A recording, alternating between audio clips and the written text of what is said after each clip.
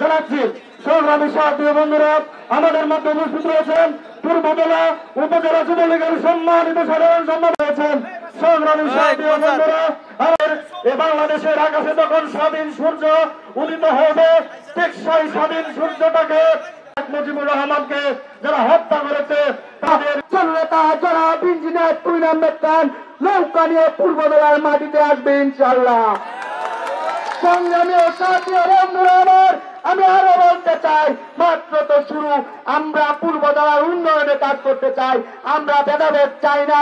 আমরা সকলেই মিলেমিশে আওয়ামী লীগ, ছাত্রলীগ, যুবলীগ, কৃষক লীগ, মহিলা আওয়ামী লীগ, যুব মহিলা লীগকে সুসংগঠিত করে বাংলা বঙ্গবন্ধু। বিসমিল্লাহির রহমানির রহিম। পূর্বজেলা থানা এই পূর্বজেলা নিয়ে আসবেন, আমরা ওনাকে বুলের মাধ্যমে এই ঘুরে ফিরব। আমি আমার সংক্ষিপ্ত বক্তব্য শেষ করব।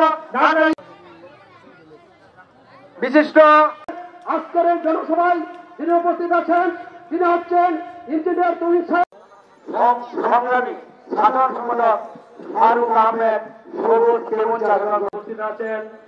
আজকের আকর্ষণ, আজকের এই তরুণদের